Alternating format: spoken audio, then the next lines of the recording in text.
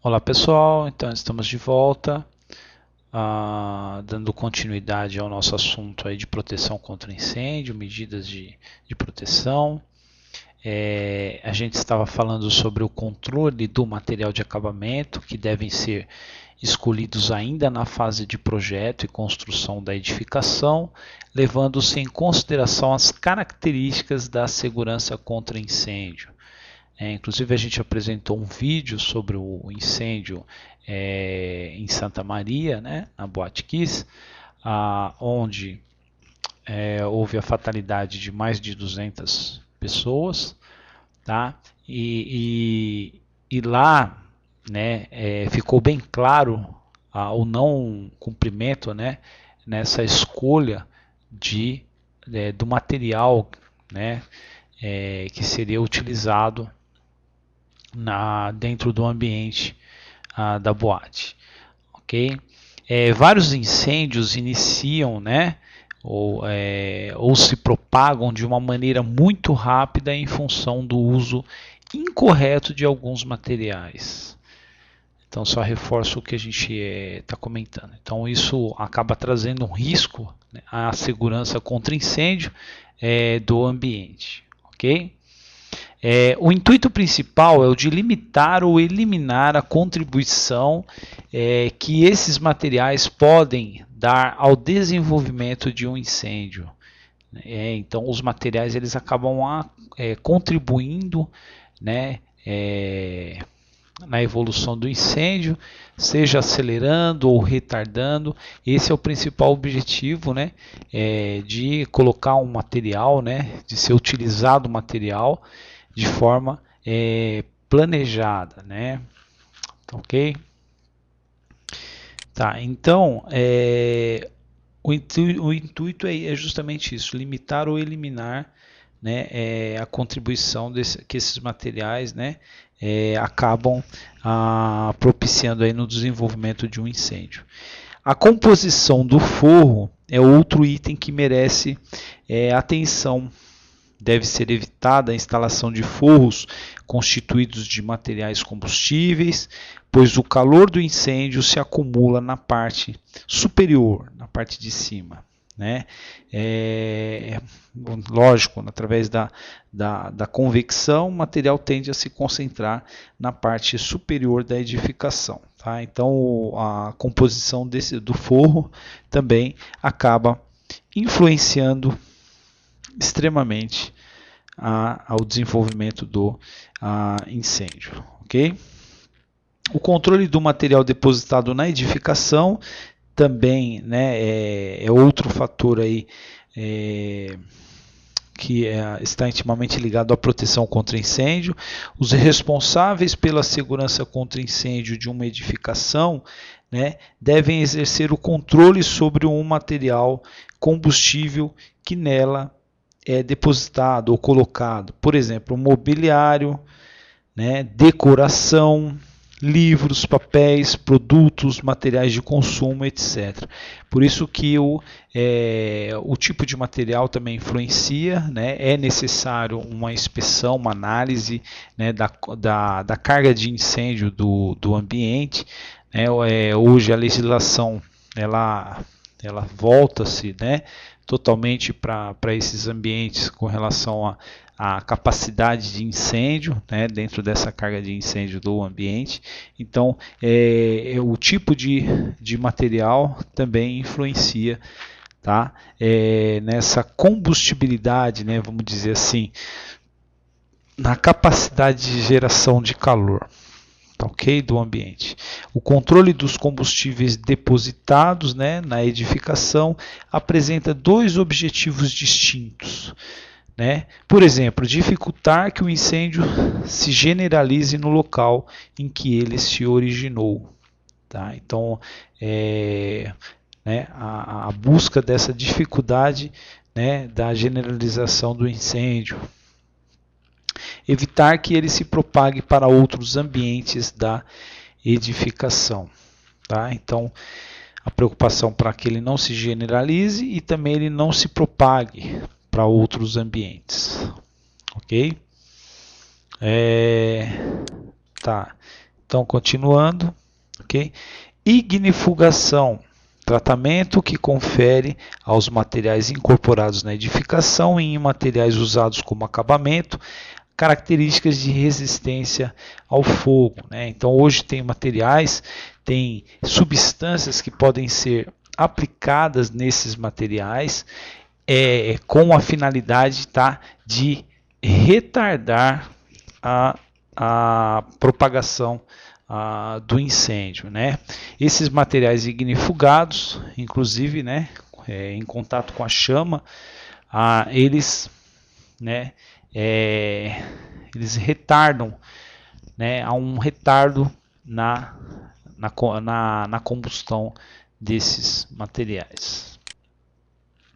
O isolamento de riscos dentro da edificação. Então, lembrar que a edificação, né, ela tem diversos riscos e a importância de que esses riscos eles sejam, tá, isolados, sejam considerados em relação à proteção contra incêndio, né, de forma isolada, sejam protegidos de forma diferenciada em relação a outras partes da edificação. Então, consideramos áreas de risco em uma edificação aquelas com grande potencial de ocorrência de um princípio de incêndio. Olha exemplos de áreas aqui, tá, que a gente pode considerar. Casa de caldeira, né, é considerado como um risco independente, um risco isolado.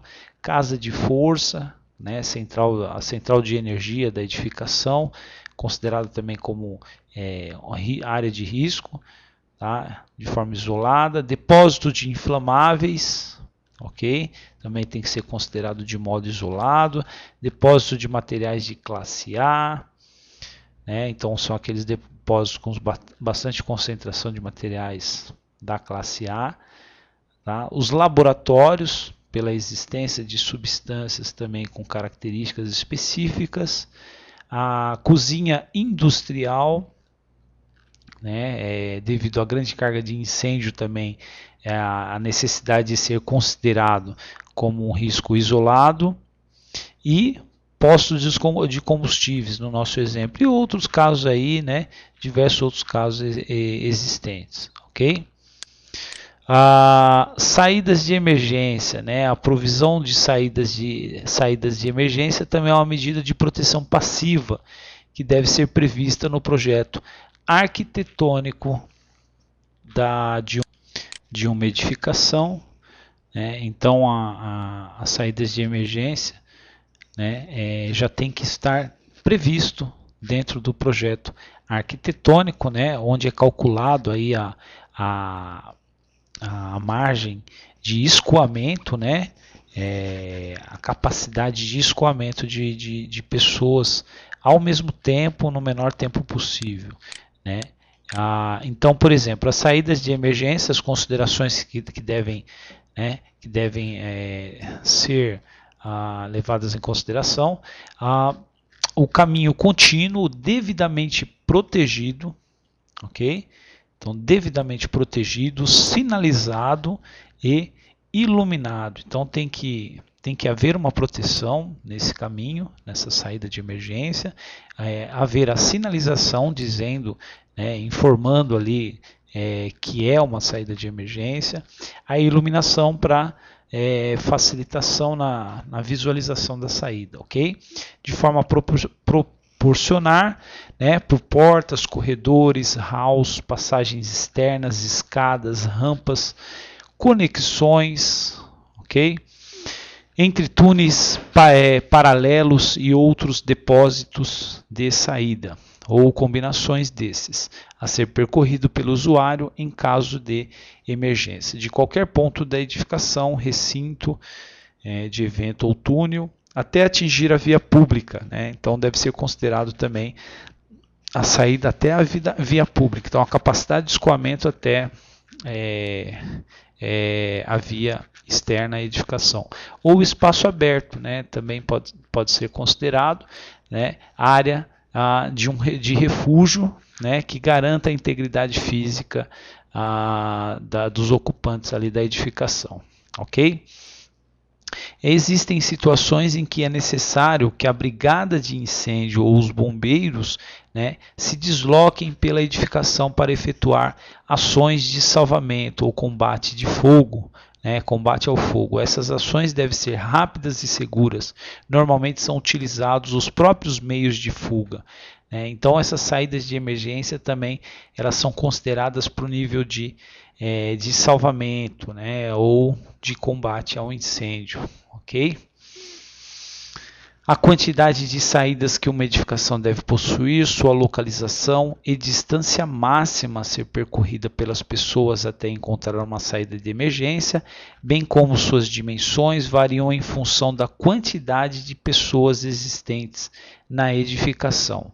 Depende da área construída, do número de pavimentos, o tipo de estrutura da edificação e seu tipo de ocupação. Tudo está previsto em legislação específica, né? Como exemplo aí tem a NR23, né? A norma aí da ABNT, também tem a NBR 9077, ok? Então são as legislações aí que tratam sobre saída de emergência, ok? Continuando aqui, as saídas de emergência podem conter acessos, né, que são os caminhos a ser percorridos pelos usuários do pavimento ou do setor constituindo a rota de saída horizontal, né, então considerado aí os corredores, para alcançar a escada ou rampa, a área de refúgio ou descarga para a saída de um recinto também. Okay? Os acessos podem ser constituídos por corredores, passagens, varandas ou terraços. A estanqueidade das rotas de saídas horizontais deve ser feita de forma a restringir a penetração de fumaça e fogo durante o estágio inicial do incêndio. Para isso, suas paredes e portas devem apresentar resistência ao fogo, né? Então, elas têm que, né, apresentar a característica de serem estanques, né? Elas têm que apresentar essa estanqueidade, ou seja, evitar a penetração de calor e de fumaça, ok? Retardar. Então, por isso a necessidade dessa resistência ao fogo. Para prevenir que corredores longos se inundem de fumaça, é necessário prever aberturas de exaustão e sua subdivisão com portas à prova de fumaça, né? Então, com o intuito de prevenir aí, né, a inundação de fumaça em corredores longos, tá? Então a importância aí de aberturas que propiciem a saída, tá, de fumaça. Okay? Ainda sobre saída de emergência, né?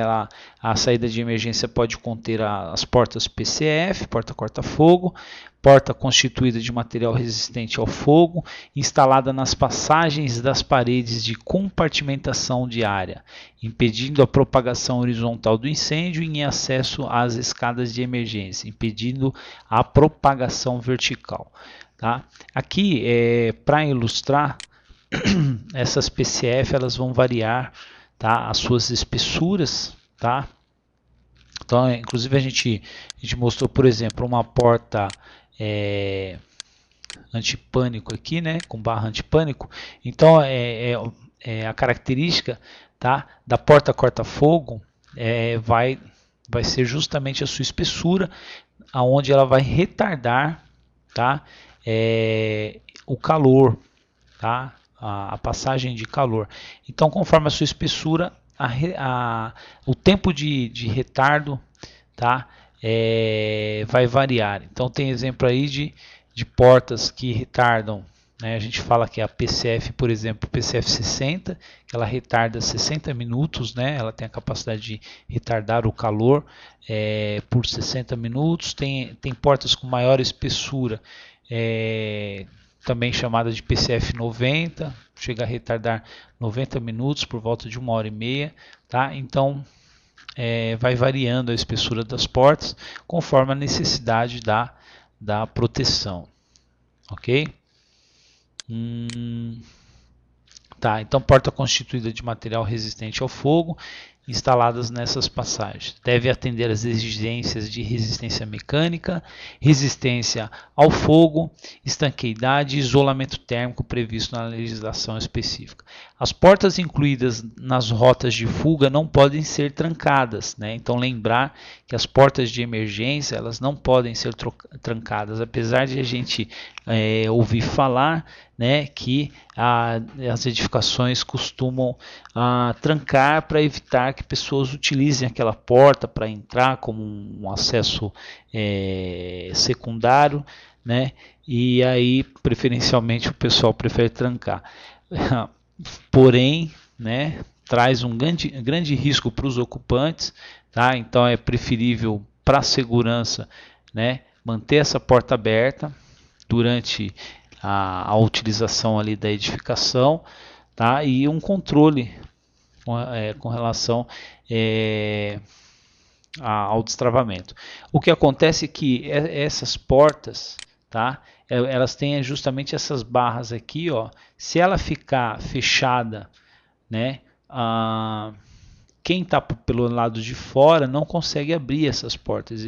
Então o que acontece é que a preocupação de manter trancada é justamente das pessoas que estão em ambiente externo conseguir acessar a edificação. Então é somente utilizar a porta de forma correta, né? Então ela tem essas fechaduras com a barra antipânico. Quem está na parte interna da edificação, né, vai conseguir sair através dessa barra, né? Lembrando que essa barra aqui, né, até confunde as pessoas quando querem passar pela porta, não vê fechadura, não está acostumado com esse tipo de fechadura, tá? Justamente para isso, né? A finalidade dessa porta é que as pessoas quando forçarem a porta, né, na intenção de sair dentro, mesmo que com desespero, né, sendo que a gente orienta que não deve, a saída ela não deve sair com desespero, com tumulto, tem que sair de forma ordenada e com calma para que não haja, né, feridos, tá? Mas mesmo que, por mais que a pessoa se desespere, a tendência é ela empurrar essa barra, e ao empurrar ela vai conseguir destravar a porta. Então essa é a grande finalidade, né? Mesmo que várias pessoas empurrando, em contrapartida vão acionar esse tipo de fechadura com barra antipânico, ok? Então essa é a finalidade, né? Então por isso de não, né, de ser proibido aí para a segurança dos ocupantes, as portas corta-fogo não devem permanecer fechadas, ok? Dispondo para isso de um mecanismo de fechamento automático, né? Então essas portas, né, possuem esse dispositivo, né, de fechamento automático. Alternativamente, essas portas podem permanecer abertas desde que o fechamento seja acionado automaticamente no momento do incêndio. Tá? Por que a necessidade de ela se manter fechada? É justamente para impedir a entrada do que? De oxigênio, né? Então, para que impeça, retarde a propagação do incêndio, né? A gente já sabe, né, nessa altura do nosso conhecimento, já sabe que quanto menos oxigênio tiver, maior dificuldade para propagação do incêndio. Então, por isso da necessidade de, durante o incêndio, essas portas permanecerem fechadas, ok? Essas portas devem abrir no sentido do fluxo de saída. Então, sempre, né, essas portas elas devem abrir para fora, né, de forma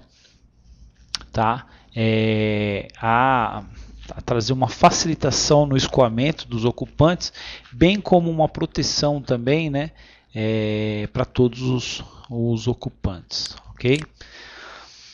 Para prevenir acidentes e obstruções, não deve ser admitidos degraus junto à soleira, e a abertura da porta não deve obstruir a passagem de pessoas nas rotas de fuga, tá? Então, nunca uma porta desse tipo ela deve abrir, né? E ao mesmo tempo ela atrapalhar, tá? Que os ocupantes passem pelo corredor, ou seja, né, uma saída aqui, né, a porta aberta, essa saída, e assim que essa porta e essa porta estando aberta, né, ela obstruir uma passagem de um corredor, por exemplo, tá? Isso não pode acontecer, tá? Quanto aos degraus, né, não pode haver degraus junto a essa parte da soleira, porque pode ter pessoas, né, que venham a cair nessa região e, consequentemente, atrapalhar o fluxo de desocupação da edificação e, ao mesmo tempo, risco para essas pessoas, né, que venham, porventura, estar caindo, né, nessa região da soleira ali, né, devido aos degraus. Então, não devem ser admitidos esses degraus junto à soleira. Ok? Então, aqui um exemplo de corta-fogo com barra antipânico. Tá? Vamos só reforçar alguma coisa aqui. Então, a gente reforçando, pode até ser acompanhado na apostila, aí na página 24, né, a gente tem o item 9.2, que são os meios de fuga, o assunto relacionado à saída de emergência. Então, só reforçando alguma coisa que a gente já falou. Então, para salvaguardar a vida humana em caso de incêndio, é necessário que as edificações sejam dotadas de meios adequados de fuga, que permitam aos ocupantes se deslocarem com segurança para um local livre da ação do fogo, do calor, da fumaça, a partir de qualquer ponto da edificação, independente do local de origem de incêndio. Então, além disso, nem sempre o incêndio pode ser combatido pelo exterior do edifício, decorrente da altura do pavimento onde o fogo se localiza, ou pela extensão do pavimento, os edifícios térreos. Nesses casos, há necessidade da brigada de incêndio do Corpo de Bombeiros de adentrar o edifício pelos meios internos, a fim de efetuar as ações de salvamento ou combate. Essas ações devem ser rápidas e seguras e normalmente utilizam os meios de acesso da edificação, que são as próprias saídas de emergência. Então, a gente até comentou, né, que as saídas elas são usadas para desocupação da edificação, bem como os procedimentos aí realizados pelo Corpo de Bombeiro e pela Brigada. Para isso deve ser possível as rotas de fuga, né, que devem atender, entre outras, as seguintes condições. Então, com relação às rotas de fuga, tá, a gente reforça aqui, tá, que o número de saídas da rota de fuga influencia bastante, né, inclusive uma coisa que se criticou bastante com relação à ocorrência lá na boate, a existência somente de uma saída, quando necessariamente deve haver pelo menos duas saídas para essa rota de fuga, para que facilite esse escoamento, essa desocupação da edificação. Então, o número de saídas, né, difere para os diversos tipos de ocupação em função da altura, das dimensões em planta e características construtivas. Normalmente, o número mínimo de saídas consta de códigos e normas técnicas que tratam do assunto. Então, o número de saída vai ser dentro da norma, né? É importante que seja de pelo menos duas saídas, ok? No mínimo. A distância a percorrer. A distância máxima a percorrer consiste no caminhamento entre o ponto mais distante de um pavimento até o acesso a uma saída neste mesmo pavimento. Tá? Então, essa distância, tá, é considerado a distância que vai ser percorrida ali, tá, do ponto mais distante de um pavimento até o acesso a uma saída neste mesmo pavimento. Eu vou mostrar aqui, só para ilustrar uma planta de risco aqui, só para a gente ilustrar. Tá, então a gente nessa explicação, tá, da distância a percorrer é considerado, por exemplo, se aqui nessa planta que a gente está mostrando como exemplo, né, a saída fica nesse ponto, é considerado a distância, tá, justamente da parte mais distante, do ponto mais distante de dentro da edificação.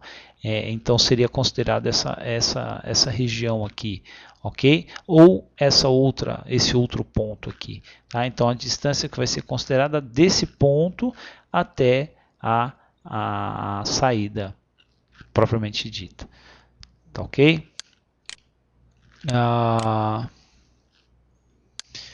Tá, e normalmente o número o número mínimo de saídas consta nos códigos, né? Consta de códigos e nas normas técnicas que tratam do assunto.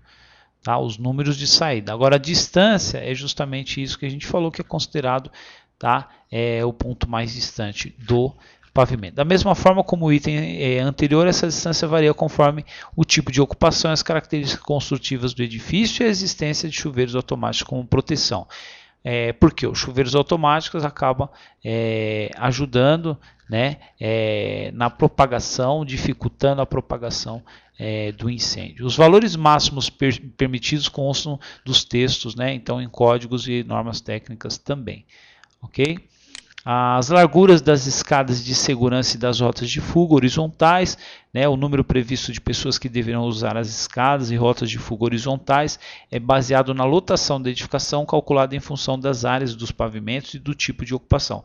Então, o número previsto de pessoas, né, que entra nesse cálculo. Então, para efeito aí do cálculo de escoamento da escada, da rota de fuga, tá? Então é utilizado um cálculo né, através do número de pessoas que ocupam a edificação. Então é baseado nessa lotação da edificação. Okay? As larguras das escadas de segurança e outras rotas devem permitir desocupar todos os pavimentos em um tempo aceitável como seguro. Então, dentro desse cálculo, né, busca-se saber qual o tempo, né, ideal ali para o escoamento. Então, é uma relação do tempo com a largura da escada, né, a capacidade desse escoamento dentro desse tempo, ok? Isso indica a necessidade de compatibilizar a largura das rotas horizontais das portas com a lotação dos pavimentos e de adotar escadas com largura suficiente para acomodar em seus interiores toda a população do edifício. Tá? Então, as normas técnicas e os códigos de obras estipulam os valores de larguras mínimas, denominados de unidade de passagem. Então, utilizado na fórmula, né, unidade de passagem, uma UP, né, para todos os tipos de ocupação. Aí tem a escada aqui com largura apropriada para a saída das pessoas, né? Então uma foto aqui ilustrativa. A localização das saídas e das escadas de segurança. Então as saídas para um local seguro e as escadas devem ser localizadas de forma a propiciar efetivamente aos ocupantes a oportunidade de escolher a melhor rota de escape. Para isso, devem estar suficientemente afastadas umas das outras, uma vez que a previsão de duas escadas de segurança não estabelecerá necessariamente rotas distintas de fuga, pois em função de proximidade de ambas, em um único foco de incêndio pode torná-las inacessível, né? Então, por isso, né, não necessariamente, né, as escadas de segurança não vai garantir aí uma rota de fuga segura, né, pois elas estando aí próximas, tá, pode impossibilitar o acesso a essas duas escadas. Então, por isso da necessidade de elas estarem distantes. Então tem até aqui um mapa, né, mostrando aqui uma escada, né, em uma extremidade da edificação e outra escada em outra extremidade, tá? Então, como exemplo aí para facilitar aí que caso tenha um foco de incêndio, né, em determinado ponto aqui, né, fica como alternativa, né, a outra escada que não estará obstruída dentro desse incêndio. Ok? As descargas das escadas de segurança e as saídas finais. Né? A descarga das escadas de segurança deve se dar preferencialmente para saídas com acesso exclusivo para o exterior, localizado em pavimento ao nível da via pública. Então é considerado aí a via pública, que nem a gente já comentou. Outras saídas podem ser aceitas, como as diretamente no átrio de entrada do edifício, desde que alguns cuidados sejam tomados, né? Quais tipos de cuidados, né? Alguns cuidados devem ser tomados, né? E algumas características devem ser apresentadas. Então, por exemplo, sinalização dos caminhos a tomar. Tá? Então tem que estar bem sinalizado. Então pode ser utilizado a entrada do edifício como uma rota de fuga, né? Tá? Mas tem que estar sinalizado.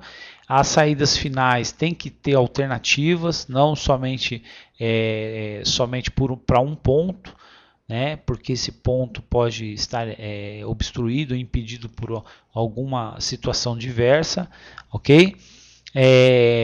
A compartimentação em relação ao subsolo e proteção contra a queda de objetos, principalmente vidros, devido ao incêndio e etc. Aqui ele fala então a compartimentação em relação ao subsolo, uma proteção, né, tá? Uma proteção contra incêndio, para facilitar essa rota, né, proteger essa rota de escoamento, essa rota de fuga, ok? O projeto e construção das escadas de segurança, então as escadas, né, dentro da legislação tem a largura mínima das escadas, né, que varia conforme os códigos e normas técnicas, sendo normalmente 2,20 para hospitais, tá? Então no mínimo aí 2,20 m de largura, né, essas escadas, e entre 1,10 a 1,20 para as demais ocupações, devendo possuir patamares retos nas mudanças de direção, com largura mínima igual à largura da escada. Então a largura desses patamares tem que ser igual à largura da escada. Tá? Os patamares são justamente aqueles pontos de mudança de direção dos intervalos aí da escada, ok? Do nível da escada. As escadas de segurança devem ser constituídas com materiais incombustíveis, sendo também desejável que os materiais de revestimento sejam incombustíveis. Então, né, essas escadas têm que possuírem aí, né, materiais que não peguem fogo. Então, dentro dessa rota tem que haver uma proteção contra incêndio para garantir uma segurança para os ocupantes. As escadas de segurança devem possuir altura e largura ergométrica dos degraus, corrimãos corretamente posicionados, piso antiderrapante, além de outras exigências para conforto e segurança.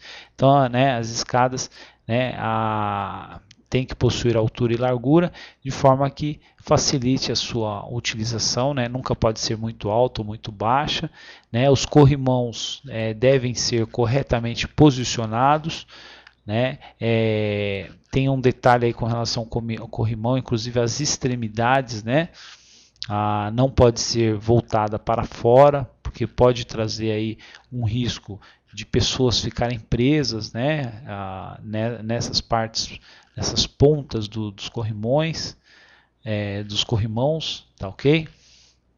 O piso tem que ser antiderrapante, tem que possuir um material, né, principalmente aí nas extremidades, né, de modo que não tenha, né, o risco, não apresente o risco de escorregamento, né, de alguma vítima e consequentemente a dificuldade aí do escoamento, além de outras exigências para conforto e segurança.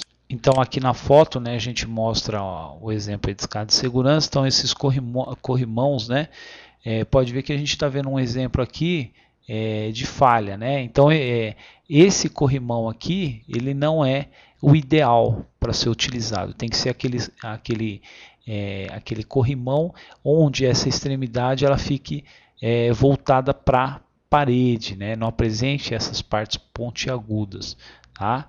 Porque pessoas podem ficar presas, se machucar, tá? Então o corrimão que não deve ser utilizado é esse que a gente está mostrando aqui, tá ok? Então vamos lá, reforçando ainda alguma coisa sobre escada de segurança, né? Então as escadas de segurança ou escadas de emergência devem ser construídas com materiais combustíveis, né?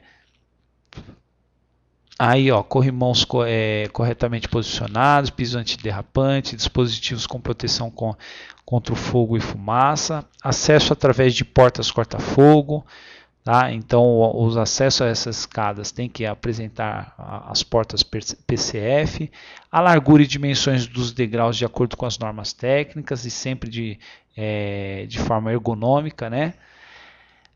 Possuírem também iluminação de emergência e identificação dos pavimentos, tá? Então essas escadas têm que serem iluminadas e também serem identificadas de acordo com o pavimento que se encontra ali, né, o ocupante, que se encontra o ocupante. É importante a adequação das escadas ao uso da edificação. Como exemplo, pode ser citada a necessidade de corrimão adicional a baixa altura para as escolas ou outras ocupações onde há crianças e outras pessoas de baixa estatura. Então pode ser também, né, pode ser necessário, né, a existência aí de corrimãos com altura mais baixa, ok?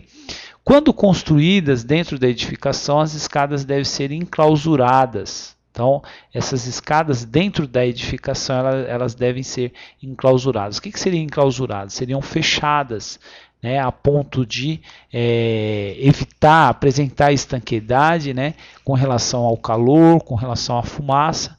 Tá? Então elas apresentarem as portas corta-fogo, a proteção de materiais incombustíveis, né? Então as paredes também resistentes ao fogo, providas de anticâmara, tá? Essa anticâmara também seria praticamente um ambiente, né, com total proteção também para garantir até o isolamento ali, né, do calor. Seria um ambiente onde o ocupante poderia permanecer ali e não teria o contato com calor e com fumaça, né, e com a presença de exaustão de fumaça, ou serem pressurizadas, né? As escadas pressurizadas são as escadas que apresentam a ventilação forçada, que impedem, né, acaba impedindo a entrada de fumaça no ambiente, ok?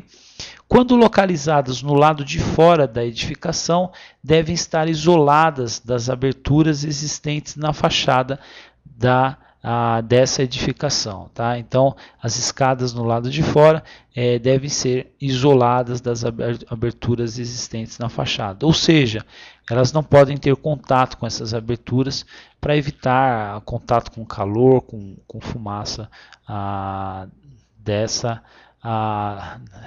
né, que possam vir a passar nessas aberturas, ok? Então aqui um outro exemplo aqui, as escadas quando em ambiente externo, né, na parte externa da edificação, então elas estarem de forma isolada, ok? Aí temos as rampas, né? As rampas, que é uma estrutura construtiva inclinada de uma rota de fuga que se destina a unir dois níveis ou setores de uma edificação. Pode ser interna ou externa. Então a gente tem as rampas aí internas, né? Essa que tem na foto, que facilita o escoamento de pessoas, né? Através dessas rampas. Então a rampa interna, e essa é um modelo aqui de rampa externa, tá? Que também facilite o escoamento de um pavimento para o outro, ok? Tá, então essas são as ilustrações. Vamos ver aqui. Aqui passarelas, né? Então algumas passarelas com estrutura construtiva utilizada como rota de fuga unindo duas edificações vizinhas, né? Então esse tipo de passarela também acaba contribuindo aí para uma segurança, né? Acaba contribuindo para a segurança das duas edificações. Então tanto, né, que vem a acontecer em uma edificação facilita o escoamento para outra edificação e assim vice-versa, tá? Então aqui nessa foto né, duas edificações aí unidas por uma passarela, e nessa outra foto, duas edificações, né, com mais passarelas aí de opções. Tá ok? Elevadores de segurança, tá? Então, em edifícios muito altos, né? Edifícios muito altos, adicionalmente, a escada de emergência é necessária a instalação de elevadores de emergência, né? Então, a legislação prevê para esses edifícios muito altos, para que eles tenham, né, esses edifícios tenham elevadores exclusivamente para a situação de emergência, alimentado por circuito próprio, tá? E concebido de forma a não sofrer interrupção de funcionamento durante o incêndio. Então, mesmo que haja o corte de energia, né, ele vai trabalhar com alimentação independente, tá ok? Esses elevadores devem apresentar a possibilidade de serem operados pela brigada do edifício ou pelos bombeiros, né? Então, esses elevadores têm que facilitar, né, através do comando, dos painéis de comando, aí, justamente a operação, tanto pela brigada como pelo corpo de bombeiros. Estarem localizados em áreas protegidas dos efeitos do incêndio, calor, fogo ou gases, né? Então, eles têm que apresentarem essa característica. Ok? Ainda a gente fala sobre corredores, né? Quanto à rota de fuga horizontal incorporar, né, corredores, o fechamento deste deve ser feito de forma a restringir a penetração de fumaça durante o estágio inicial do incêndio. Para isso, suas paredes e portas devem apresentar resistência ao fogo, tá? Então são corredores aí que apresentam essa proteção até facilitando essa fuga horizontal dos ocupantes aí, tá ok? Para prevenir que corredores longos se inundem de fumaça, é necessário prever aberturas de exaustão e sua subdivisão com portas à prova de fumaça. Então essas portas têm que apresentar essa característica. Aqui na foto, exemplo aí de corredor desobstruído e sinalizado, né? Então ele tem que ter as sinalizações aí de rota de fuga, tá? Escadas e elevador à prova de fumaça, tá? Então também o elevador de emergência, ok? As escadas. As portas nas rotas de fuga, as portas incluídas nas rotas de fuga não podem ser trancadas, entretanto, deve permanecer sempre fechado, expondo para isso de mecanismo de fechamento automático. Então, isso aqui a gente já falou, né? As portas aí de emergência, das saídas de emergência, no sentido do fluxo, ela tem que abrir, tá? O único tipo de porta admitida é aquela com dobradiça em eixo vertical, com único sentido de abertura, né? Então ela só facilita a abertura, né? Só propicia a abertura para um lado.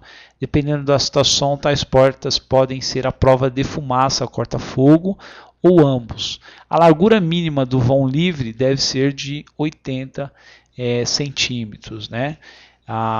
Então essas portas devem apresentar o vão, a largura mínima de 80 centímetros. Abaixo disso, ela está errada, ok? Não segue a norma aí.